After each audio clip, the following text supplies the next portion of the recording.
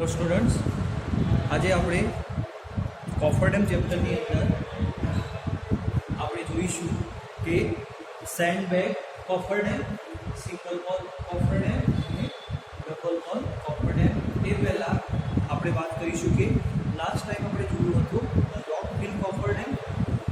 રોક fill કોફરડેમની અંદર શું હતું કે એ કોફરડેમ હતો, એની અંદર આપણે શાનો ઉપયોગ કર્યો હતો? રોકનો ઉપયોગ કર્યો હતો. જ્યારે સેન્ડ કોફરડેમની અંદર શું હતું કે આપણે સેન્ડનો ઉપયોગ કર્યો, બરાબર. તો મટીરિયલ પ્રમાણે અલગ અલગ કોફરડેમ આપણે જોઈ રહ્યા છીએ. હવે આ નવો કોફરડેમ જે છે એ છે સેન્ડબેગ કોફરડેમ. તો સેન્ડબેગમાં આપણને કોઈ પણ જાતની ફિગર નથી આપી, પરંતુ સેન્ડબેગ જે આવે છે એ સેન્ડબેગ એટલે કે જે સિમેન્ટની બેગ આવે છે 50 kgની, એની અંદર આપણે શું કરવાનું? સેન્ડ ભરી અને પછી કોફરડેમ બનાવવામાં આવતો હોય, અથવા તો બીજી કોઈ રીતે, અથવા તો બીજી કોઈ બેગ આવતી હોય એની અંદર આપણે સેન્ડ ભરી અને પછી કોફરડેમ બનાવતા હોતા હોઈએ છીએ. તો હવે આપણે સ્ટાર્ટ કરીશું કે આ કોફરડેમની અંદર આપણને શું આપેલું છે. તો સેન્ડબેગ કોફરડેમ જે છે એની અંદર આ પ્રકારના કોફરડેમમાં થેલીઓમાં રેતી અને ક્લેનું મિશ્રણ ભરી થેલીઓને એકબીજા ઉપર ગોઠવવામાં આવે છે, બરાબર. આ ફિગર આપણે શાની ડ્રો કરી છે હું તમને કહીશ. પહેલાં આપણે સેન્ડબેગ જોઈ લઈશું. જે ફિગર છે એ સિંગલ વોલ કોફરડેમની છે, બરાબર. પછી આપણને એમ કીધું છે કે કોફરડેમને જલચુસ્ત બનાવવા માટે રેતીની કુણી વચ્ચે ખાલી જગ્યામાં માટી ભરવામાં આવે છે. એટલે કે એક બેગ અને બીજી બેગ જે હોય છે આ રીતે જોઈએ તો આપણી એક બેગ છે આવી અને આ બીજી બેગ છે થર્ડ. તો વચ્ચે જે જગ્યા દેખાય છે આપણને ત્યાં આપણે રેતી ભરવામાં આવે છે. એટલે કે બેગ એનું કામ કરશે એની સાથે જોડે આપણે જે બેગનું પેટર્ન હોય આ રીતે, બરાબર. તો આ જે પોર્શન છૂટી જશે બીજી બેગ એના ઉપર મૂકવાથી આ જે પોર્શન છૂટી જશે ત્યાં આપણે શું કરીશું? સેન્ડ ફિલ કરી દઈશું, કે કોઈ પણ જાતનો આપણને એર ઓઇલ આમાં જોવા ના મળે, બરાબર. પછી આપણે આગળ જોઈશું. તો આ પ્રકારનો કોફરડેમ જે છે એ વેગવાળા પ્રવાહના સામનો કરવા માટે સારી રીતે ઉપયોગી છે, એટલે કે થાય છે, બરાબર. પછી આવા કોફરડેમની બાજુઓના ઢાળ લગભગ વર્ટિકલ રાખવામાં આવે છે, બરાબર. તો એક વસ્તુ તો આપણને આમાંથી જાણવા મળશે કે જ્યારે આપણો જે પ્રવાહ હોય પાણીનો એ વધારે ફોર્સમાં આવતો હોય, વધારે વેગમાં આવતો હોય, ત્યારે આપણે આ પ્રકારના કોફરડેમનો ઉપયોગ કરીશું, જેનું નામ છે સેન્ડબેગ કોફરડેમ, બરાબર. હવે આપણે જોઈશું કે આપણે જે આ કોફરડેમ બનાવવાનો છે અથવા તો બનાવી રહ્યા છીએ એ વખતે કઈ કઈ સાવચેતી રાખવી જોઈએ, કયા કયા પ્રકારના પ્રિકોશન લેવા જોઈએ. તો સિમેન્ટની ખાલી જે થેલી હોય એની અંદર ક્લેનું મિશ્રણ ભરવામાં આવે છે, બરાબર. અને સિમેન્ટની ખાલી થેલીમાં રહેલી થોડી સિમેન્ટ કોફરડેમને વોટરપ્રૂફ માટે મદદરૂપ થાય છે. એટલે આમાં એક વસ્તુ થઈ કે આપણે જે બેગ લેવાની છે એ બેગ આપણે કઈ લઈશું? સિમેન્ટની લઈશું, બરાબર. તો એની અંદર જે પાવડર હશે અથવા તો જે મટીરિયલ આપણે જે સિમેન્ટ છે એનું થોડું ઘણું પણ મટીરિયલ અંદર હશે, તો એના કારણે આપણને સારી એવી મજબૂતાઈ મળી રહેશે. પછી આવશે કે થેલીઓ પૂરી ન ભરતા થોડી ખાલી રાખવામાં આવે છે, જેથી એકબીજાની સાથે બરાબર પેક થઈ શકે. એટલે કે જે પેકિંગ કરવાનું છે, કેમ કે સેન્ડ નાખ્યા પછી એને પેક કરવામાં આવશે તો જ સારી રીતે આપણો કોફરડેમ બનશે. અધરવાઇઝ એની અંદર જે માટી ભરી છે એ નીકળી જશે. તો એ માટી નીકળી ના જાય એ માટે આપણે શું કરીશું? એની આગળ પેકેટ એટલે કે પેકિંગ કરવામાં આવશે, બરાબર. પછી છે કે થેલીઓ વચ્ચેના પોલાણોમાં ઓછા કરવા અથવા તો થેલીઓ વચ્ચેના પોલાણો દૂર કરવા માટે આપણે વધારાની માટી ભરીશું, બરાબર, જે આપણે ઉપરથી ભરીશું. પછી કીધું છે કે આવા કોફરડેમ પાણીની ઓછી ઊંડાઈ માટે ઉપયોગી છે. રેતી અને ક્લેના મિશ્રણ ભરેલી થેલીઓ ચણતરની જેમ સ્તરોમાં ગોઠવી સાંધાઓની માટીની રબડી ભરવામાં આવે છે. ઓકે, તો આ જે વાત થઈ આપણી એ થઈ સેન્ડ કોફર ડેમ. હવે આવશે સિંગલ વોલ કોફર ડેમ. બરાબર, તો સિંગલ વોલ કોફર ડેમ તરફ જઈએ તો એ પહેલાં આપણે સાઈડમાં આપણને ફિગર આપી છે જેમાં સેક્શન આપેલું છે. બરાબર, પ્લાનની કોઈ આવશ્યકતા નથી, કેમ કે પ્લાન જોશું તો આપણને રેક્ટેન્ગ્યુલર પોર્શન જ જોવા મળશે. જે રીતે કે આ ભાગ છે એ રેક્ટેન્ગ્યુલર અને આ ભાગ છે એ પણ રેક્ટેન્ગ્યુલર જોવા મળશે. અને એની અંદર હોરિઝોન્ટલ આપણને આ રીતે સ્ટ્રટ જોવા મળશે. બરાબર, એટલે આપણે સેક્શન દ્વારા સારી રીતે સમજી શકીશું.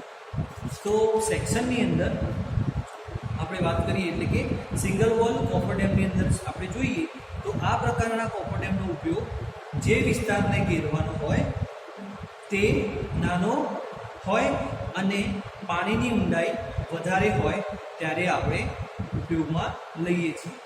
બરાબર, જે વિસ્તાર ઘેરવાનો છે નાનો હોય અને પાણીની વધારે ઊંડાઈ હોય ત્યારે આપણે આનો ઉપયોગ કરીશું. તો એક બાજુ જોઈ શકાય છે કે વોટર છે. બરાબર, એક બાજુ લેવલ છે. તો આ વોટર એક સરફેસ અને બીજી સરફેસ એટલે કે ગ્રાઉન્ડ લેવલ તમારું જો પાણીથી હોય તો એને આપણે સિમ્પલ જે કોઈ જગ્યાએ કન્સ્ટ્રક્શન કરવાનું હોય અથવા તો ડીવોટરિંગ કરવાનું હોય એ જગ્યાએ આપણે કોફર ડેમ બનાવીશું. એટલે કે આ જગ્યાએ પાણી છે પણ આ જગ્યાએ પાણી ના આવે એ માટે આપણે આ રીતે કોફર ડેમ બનાવેલો છે. ક્લિયર? પછી કીધું છે કે આવા કોફર ડેમ વધુમાં વધુ 25 મીટર પાણીની ઊંડાઈ સુધી વાપરવામાં આવે છે. બરાબર, ડેપ્થ કેટલી છે આની? 25 મીટર સુધી પણ આને આપણે ઉપયોગમાં લઈ શકીએ છીએ. બરાબર, આ જે વસ્તુ છે મેં તમને પહેલાં પણ સમજાવેલી છે કે ગાઈડ બાય, પછી આ છે એને સ્ટ્રટ કહીશું STRUTS, પછી હોલ્સ. બરાબર, VALES, ઘણાને વેલ્સ પણ કહેતા હોય છે. બરાબર, પ્રોનાઉન્સિએશન આનું થોડુંક સરખું રાખવું પડશે. બીજી વસ્તુ એ છે કે આમાં ડબલ આપણને જોવા મળે છે પણ આપણે શું કીધું છે એને સિંગલ વોલ, કેમ કે આ બેના વચ્ચે કરીએ તો જે વોલ થશે ને કે આ ભાગ છે પ્રોટેક્શન અંદરના ભાગને આપેલું છે. જ્યારે આની જે પાઇપ છે ગાઈડ પાઇપ એ શું કરે છે બહારથી પાણી અંદર ના નીકળે એમ કે એની અંદર ઘૂસી ના જાય એ માટે એની બેગની વધારે રાખવામાં આવેલી છે. અને જે સ્ટડ જે છે એ શાના માટે છે કે બે પોર્શન જે છે એ એકદમ વર્ટિકલ રહે, એકબીજાની નજીક ના આવતા રહે due to earth pressure and water pressure. તો એ બંનેની વચ્ચે સ્પેસિંગ સરખું રાખવા માટે આપણે સ્ટ્રટ આ લગાવેલા છે. ક્લિયર? હવે આગળ જોઈએ કે જે વિસ્તારને ઘેરવાનો હોય તેની પેરીફેરી પર આ રીતે ગાઈડ પાઇલ એડ કરવામાં આવે છે. પેરીફેરીમાં જમીનમાં ઉતારવામાં આવે છે. આવા ગાઈડ પાઇલનું સ્પેસિંગ 3 મીટર જેટલું રાખવામાં આવે છે. સ્પેસિંગ જે છે એ 3 મીટર જેટલું રાખવામાં આવે છે. ગાઈડ પાઇલ્સ સામાન્ય રીતે સાના હોય છે? લાકડાના જ હોય છે, કેમ કે વન ટાઈમ યુઝ અથવા તો આપણે એને એ રીતે કરીએ છીએ કે આપણે કામ પછી એને ફરીથી ઉપયોગમાં લઈ શકાય. વન ટાઈમ યુઝ એટલા માટે મેં કીધું કેમ કે જો સ્ટીલનું હશે તો પછી આપણે સ્ટીલ મોંઘી પડશે, અથવા તો સ્ટીલ આપણે સારામાંથી વાપરીશું તો પાણીના સંપર્કમાંથી આવવાથી પણ એને કોઈ અસર નહીં થાય. બરાબર, અને જો વીક સ્ટીલ હશે આપણું તો એ સંપર્કમાં આવવાથી એને કાટ લાગી શકે છે અથવા તો કોરોઝન થઈ શકે છે. બીજી વસ્તુ એ કે મટીરિયલની અંદર ટિમ્બર આપણે લાકડું કેમ વાપર્યું છે કે આપણને સસ્તું પડે. બરાબર ને, સસ્તું પડે એ માટે આપણે ટિમ્બરનો ઉપયોગ કર્યો છે. આ મોટામાં મોટો એનો ફાયદો થશે. પછી કીધું છે કે આપણે ત્યારબાદ ગાઈડ પાઇલ ઉપર લાકડાના ટુકડા વેલ્સ બરોબર વડે એને ફિટ કરવામાં આવે છે. વેલ્સનો જે છે એનો ઉપયોગ શું છે કે બે વચ્ચેનું સ્પેસિંગ જાળવી રાખવાનો છે. એટલે કે સ્ટ્રટ બ્રેસિંગ વડે સીટ પાઇલ્સ લગાડવા માટે ઉપયોગ થાય છે. પાણીની ઊંડાઈ 10 મીટર હોય ત્યાં સુધી લાકડાના સીટ પાઇલ વાપરી શકાય છે. 10 મીટર કરતાં વધારે જશે તો આપણે સ્ટીલ પાઇલ ઉપયોગમાં લેવા પડશે. બરાબર, સ્ટીલ પાઇલ અંદરની આપણે આ વાત કરેલી છે. બાકી ગાઈડ પાઇલ તો આપણે ટિમ્બરના જ યુઝ કરવાના રહેશે. પછી કીધું છે કે સીટની અંદરની અને બહારની બાજુએ આપણે રેતીથી અડધી ભરેલી ગુણી મૂકવામાં આવે છે, જેથી કોફર ડેમનું જે પોર્શન હોય છે અથવા તો જે બે આ રીતે જોઈ શકાય છે પેટર્ન કે આપણને બેના વચ્ચે સ્પેસિંગ કેટલું છે એ જળવાઈ રહે એ માટે આપણે એનો ઉપયોગ કરતા હોઈએ છીએ.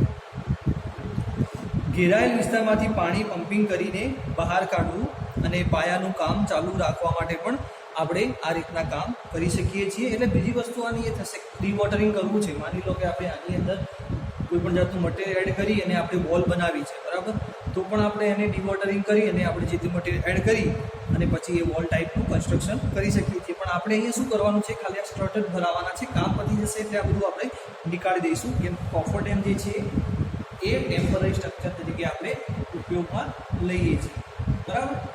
પછી આવશે ડબલ વોલ કોફર ડેમ. તો આની અંદર આપણે સિંગલ વોલ જોઈ રહ્યા છીએ. તો ડબલ વોલની અંદર શું હશે કે ડબલ વોલ જોવા મળશે, બંને બાજુ બે વોલ હશે, બરાબર, એમ પણ કહી શકાય. તો આ ફિગરમાંથી જ આપણે સમજીશું કે ડબલ વોલની અંદર આપણને શું કહેવામાં આવ્યું છે. તો ડબલ વોલ જે પહેલાં તો વાત કરીએ, ડબલ વોલ જે કોફર ડેમ છે એ નોર્મલી આના કરતાં થોડો સ્ટ્રેન્થમાં આપણને સારી એવી સ્ટ્રેન્થ, પછી એરિયાનો ઘેરાવો જે છે એ પણ વધારે મળી શકે છે. તો સ્ટાર્ટ કરીએ ડબલ વોલ કોફર ડેમ.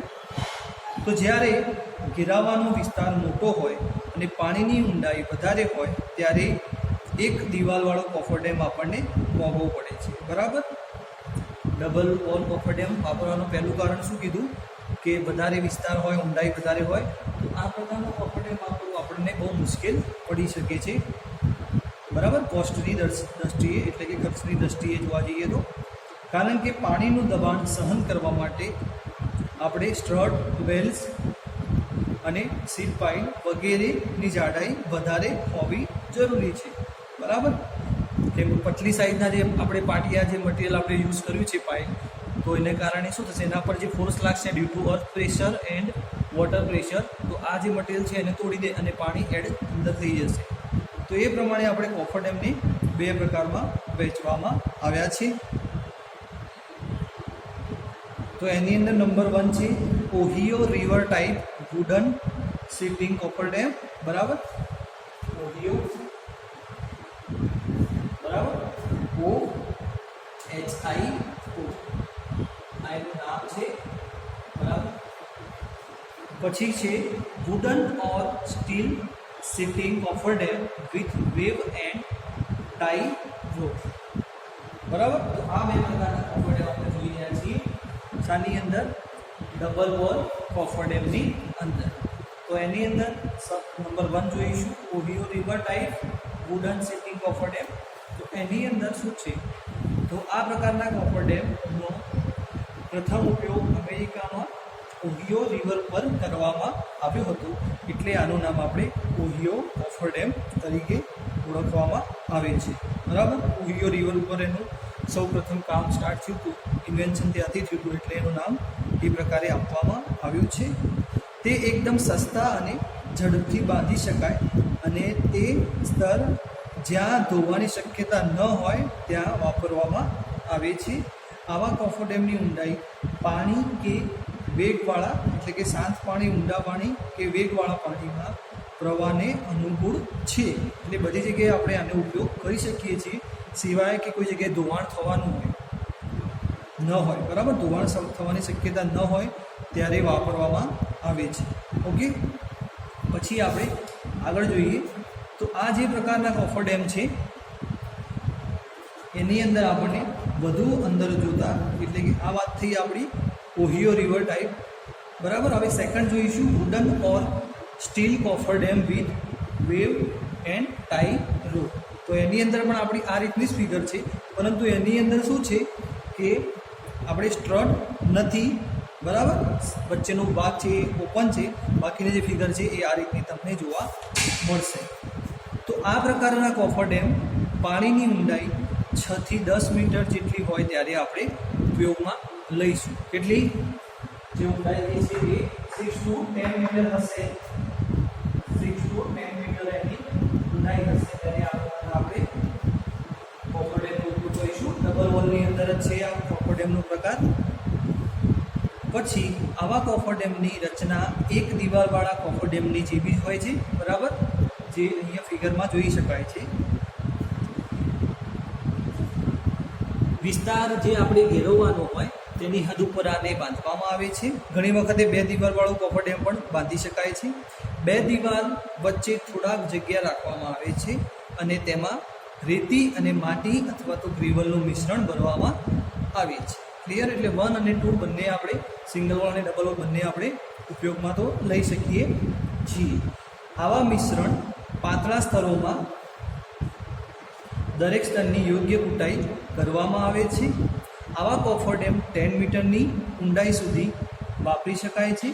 જેમ જેમ ઊંડાઈ વધતી જાય તેમ તેમ તેની જાડાઈનું સ્તર પણ વધારવામાં આવે છે. બરાબર? જેથી કોફરડેમ ઉથલી પડવો અથવા તો એનું સ્લાઇડિંગ થવું, બરાબર, ઓવરટર્નિંગ અથવા તો સ્લાઇડિંગ થવું એવા જે પ્રોબ્લેમ આવે છે એમાં ઘટાડો થઈ શકે છે. ઓકે.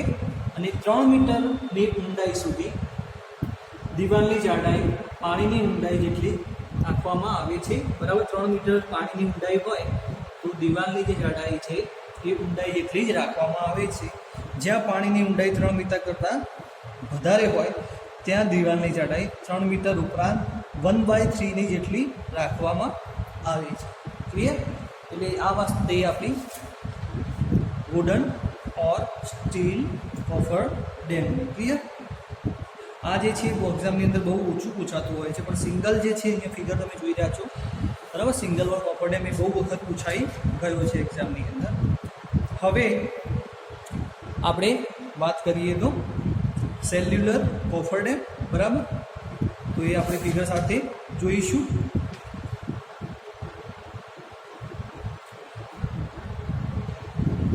હવે આપણે વાત કરીશું સેલ્યુલર કોફરડેમ, જે અહીંયા આપણે જોઈ રહ્યા છીએ ફિગર. બરાબર? તો આ જે છે પ્લાન છે સેક્શનની અંદર આપણે નીચે જોઈ શકીએ છીએ કે જ્યારે આપણે એની સેક્શન કટ કરીશું તો નીચે આપણે કઈ રીતે જોવા મળશે તો ગ્રાઉન્ડ લેવલ બેડ લેવલે આ રીતે પોર્શન ગ્રાઉન્ડની અંદર એડ થશે અને આ જે છે એ સર્ક્યુલર પેટર્ન છે. આ સર્ક્યુલર પેટર્ન થી કટ કરવાથી આપણને આ રીતે જોવા મળે છે. એક બાજુ વોટર લેવલ છે, એક બાજુ ગ્રાઉન્ડ લેવલ છે. બરાબર? હવે સ્ટાર્ટ કરીશું સેલ્યુલર કોફરડેમ. વસ્તુ શું છે એ તમે ધ્યાન રાખજો કે આ પ્રકારના કોફરડેમ જ્યારે ઘેરવાનો વિસ્તાર મોટો હોય અને ઊંડાઈ વધારે હોય તે માટે આપણે ઉપયોગ કરીએ છીએ. નોર્મલી જોવા જઈએ તો આની અંદર 2 પ્રકારના કોફરડેમ હોય છે, એક સર્ક્યુલર અને એક ડાયાફ્રામ. સર્ક્યુલર એટલે કે જે આ પેટર્ન જે છે એના પરથી સર્ક્યુલર કહેવામાં આવે છે. ડાયાફ્રામની અંદર આપણને આ રીતે ફિગર આવશે. બરાબર? કામ બંનેનું સરખું છે, ખાલી પેટર્ન પરથી એને અલગ અલગ પાડવામાં આવ્યા છે. તો આપણે નંબર 1 વાત કરીશું સર્ક્યુલર ટાઈપ કોફરડેમ, જે બોર્ડની અંદર આપણે જોઈ રહ્યા છીએ. ક્લિયર? તો સર્ક્યુલર પ્રકારના કોફરડેમની અંદર આપણે કીધું છે કે આ પ્રકારના કોફરડેમમાં ઘેરાવાની વિસ્તારની હદ ઉપર આપણે સર્ક્યુલર પ્રકારના સેલ ગ્રાઉન્ડની અંદર એડ કરીશું. ઓકે. અને આખા આવા સેલને વર્તુળાકારની આર્ક વડે જોડી દેવામાં આવે છે. એટલે કે જુઓ, આપણે એક સેલ એડ કર્યો, બીજો સેલ, ત્રીજો સેલ. બરાબર? જે આ સેલ દેખાય છે આપણને 1 2 3 એ આખા સેલ છે. સેકન્ડમાં જે પોર્શન એડ કરવા માટે છે એ આ સર્ક્યુલર એટલે કર્વ ટાઈપના સેલ જે છે એ શું કરે છે, બંને વચ્ચે જે અંતર છે, બરાબર, એડ પોઈન્ટ કહી શકાય, એને પૂર્ણ કરવા માટે, બંધ કરવા માટે આ પોર્શન એડ કરવામાં આવે છે. એટલે કે પાણી અહીં હોય અને પાણીને અહીંયા આવતું રોકવા માટે આ રીતની વધારાની પેટર્ન પણ એડ કરવામાં આવે છે. જે પેટર્ન તમને જે આપણો સેકન્ડ જે છે ડાયાફ્રામ ટાઈપની અંદર એડ કરેલી હોવા જોવા નહીં મળે. બરાબર? સર્ક્યુલરની અંદર એક્સ્ટ્રા એડ કરવી પડતી હોય છે. જે આર્ક આપેલો છે એની ત્રિજ્યા જે છે 2.5 મીટર જેટલી હોય છે. વર્તુળાકાર સેલ સાથે સંપર્કની જગ્યાએ 30 to 40 ડિગ્રી જેટલો ખૂણો બનાવે છે. સેલમાં માટી, રેતી અથવા તો ગ્રેવલ ભરવામાં આવે છે. ક્લિયર? હવે આ જે આપણો કોફરડેમ જે છે સર્ક્યુલર ટાઈપનો, એની અંદર આપણને ફાયદા આપેલા છે કે આના ફાયદા શું છે. તો ફાયદાની અંદર આપણને કીધું છે કે દરેક સેલ બીજા સેલનું બાંધકામ કરતાં પહેલાં સ્વતંત્ર રીતે તૈયાર કરવામાં આવે છે, એટલે કે ભરી દેવામાં આવે છે. અને આ રીતે કરવામાં બીજા સેલને પણ કામ કરતી વખતે કોઈ પણ જાતનું નુકસાન થતું નથી. ક્લિયર? કેમ કે વચ્ચે ડિસ્ટન્સ વધારે છે, એક સેલને બીજા સેલ વચ્ચે ડિસ્ટન્સ વધારે છે.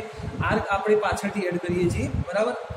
કામ ચાલુ હોય એ વખતે પણ જ્યારે આપણે સર્ક્યુલર સેલનું કામ પતી જાય પછી આર્કનું કામ કરતા હોઈએ છીએ. દરેક સેલ સ્વયં આધારિત છે, બરાબર, એટલે કે સપોર્ટિંગ ઇન્ડિપેન્ડન્ટ યુનિટ કહી શકાય. અને ડાયાફ્રામ પ્રકારના સેલની સરખામણીએ વર્તુળાકાર સેલનું બાંધકામમાં એક લંબાઈ દીઠ ઓછું સ્ટીલ વપરાય છે. આમાં સ્ટીલની રિક્વાયરમેન્ટ ઓછી હોય છે, જે સેલ બનાવવા માટે સ્ટીલની રિક્વાયરમેન્ટ જોઈએ એ ઓછી હોય છે. સેલ્યુલર કોફરડેમ 10 મીટર ટુ 15 મીટરની ઊંચાઈ માટે અનુકૂળ છે. સેલનો વ્યાસ જે છે એ 10 મીટર ટુ 50 મીટર જેટલો હોય છે.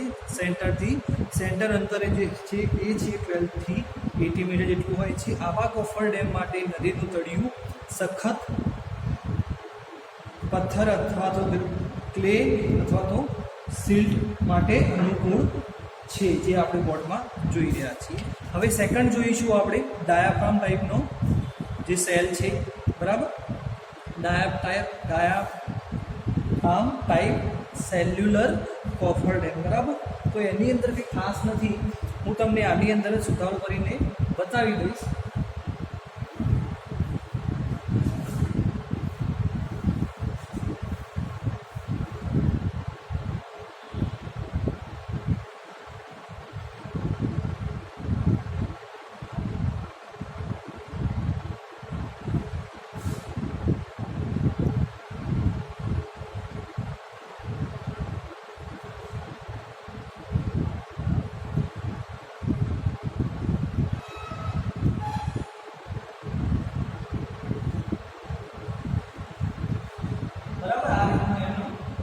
પેટર્ન જે છે એ આપણે જોઈ શકીએ છીએ કે સર્ક્યુલર અને ડાયાફ્રામ કઈ રીતે અલગ પાડી શકાય. તો નોર્મલી જોવા જઈએ તો એને શેપ પ્રમાણે અલગ પાડી શકાય છે, પણ આપણે થિયરી પ્રમાણે જોઈશું. થિયરીમાં આપણને ફેરફાર જોવા મળશે સર્ક્યુલર અને ડાયાફ્રામની અંદર. નીચેની જે ફિગર છે એ એઝ ઇટ ઇઝ રહેશે, કેમ કે જ્યારે આપણે એને એક્ટિવેટ કરીશું તો પોર્શન આપણને આ રીતનો જોવા મળશે. ક્લિયર? તો હવે જોઈશું આની અંદર કે આ પ્રકારના કોફરડેમમાં સ્ટીલ પાઇલને એકબીજા સાથે જોડીને પડદીની હારમાળા બનાવવામાં આવે છે, બરાબર. જે બોર્ડમાં આપણે જોઈ શકીએ છીએ પડદીની હારમાળા એટલે વન ટાઈપ ઓફ આપણે એક લેયર બનાવેલું છે. જ્યારે પેલાની અંદર એક લેયર હતું, આપણે કર્વ ટાઈપની શીટ જે છે એક્સ્ટ્રા એડ કરતા હતા. ક્લિયર?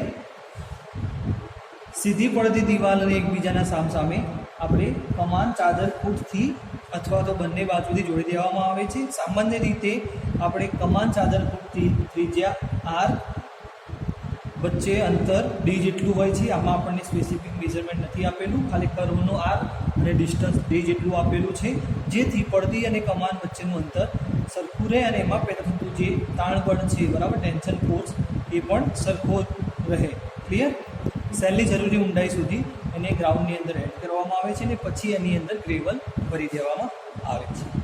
હવે આની અંદર જોઈએ તો આની અંદર પણ આપણને જરૂરી બાબતો આપેલી છે, ઇમ્પોર્ટન્ટ નોટ આપેલી છે કે આ પ્રકારના કોફરડેમ બાંધવામાં ઓછા ફ્લેશવર્કની જરૂર પડે છે. પાઇલને યોગ્ય પોઝિશનમાં ડ્રાઈવ કરવા માટે માત્ર ઉપરના અને નીચેના ટેમ્પલેટની જરૂર પડે છે, કેમ કે આમાં સર્ક્યુલર શેપ નથી, આમાં થોડો શેપ બદલાય છે, એટલે આમ પર્ટિક્યુલર પોર્શનની અંદર ગ્રાઉન્ડની અંદર એડ કરવા પડે છે.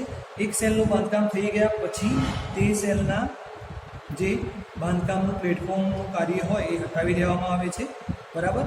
અથવા તો એમ કહી શકાય કે એક સેલનું બાંધકામ થઈ ગયા પછી તે પાસેના સેલનું બાંધકામ માટે પ્લેટફોર્મનું કાર્ય કરવામાં આવે છે. પછી આપણે એમ કીધું છે કે સીટ પાઇલનું ડ્રાઇવિંગ સાવચેતીથી કરવામાં આવે છે. જો સીટ પાઇલને જોઈન્ટ તૂટી જાય તો આનું આખું ફેલર થતું હોય છે સીટ પાઇલનું. જો માટીના દબાણના કારણે સેલનું ઓવરટર્નિંગ થવાનો ભય હોય તો સેલની અંદર તેમજ બહાર માટીના બમ બનાવવામાં આવે છે. અને જ્યારે જમીનમાં મોટા પથ્થર આવેલા હોય ત્યારે આ પ્રકારના કોફરડેમનો ઉપયોગ આપણે કરીએ છીએ. સીટ પાઇલ જમીનમાં ઉતારતા પહેલાં 2 સીટનો ઇન્ટરલોક કર્યા પછી તેને ગ્રાઉન્ડની અંદર એડ કરવામાં આવે છે, જેથી અંદર અથવા તો જે આપણે પ્રોટેક્શન આપી રહ્યા છીએ પાણી હોય તો એ અંદર ઘૂસી ના જાય અને એની અંદર ટેન્શન ફોર્સ ઓછો લાગે. તો આ વાત થઈ આપણી સેલ્યુલર ટાઈપની કોફરડેમની, બરાબર. તો આજે આપણે લેક્ચરમાં અહીં સુધી રાખીશું. નેક્સ્ટ લેક્ચરની અંદર આપણું જે નેક્સ્ટ લેક્ચર છે એની અંદર ન્યૂ ટોપિક જોઈશું. તમારે તમારા હોમવર્કની અંદર આપણે સેલ્યુલર અને સર્ક્યુલર ટાઈપનો કોફર ડેમ ડ્રો કર્યો છે એની ફિગર મને ડ્રો કરીને મોકલવાની રહેશે. Thank you.